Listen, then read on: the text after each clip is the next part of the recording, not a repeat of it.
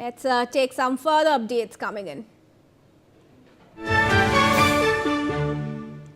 We're now learning that internet jammers have also been put in place at the protest site. Meanwhile, massive security has been deployed from Akshardham to central Delhi.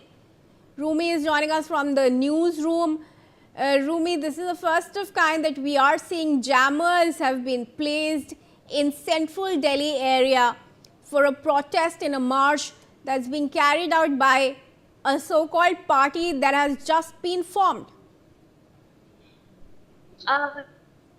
Yes, Kriti. Well, the Delhi police has deployed jammers and imposed Section 163, which was formerly known as Section 144 of BNS, to prevent the protesters from executing their unauthorized Chalo Sansad march on the opening day of the monsoon session of the parliament. Heavy barricades you can see on the visuals on your screens as well. These are live shots coming in from Jantar Mantar have been placed to restrict movement towards the Parliament building.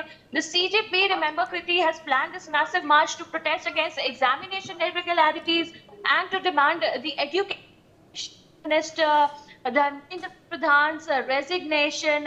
This police has strictly prohibited this and said that no permission has been sought by the Cockroach Janata Party or the protesters, and neither has the police given them any permission to do so yet.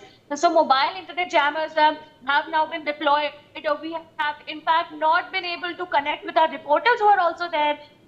Section 163 has been enforced, and a very heavy security also is set in place from Akshardham to central Delhi area to somewhat control the protests, and of course a massive scale of protests is being expected, which is why all these restrictions are coming into place yet. Right, Rumi, thank you for bringing us those updates, and let's move on, viewers.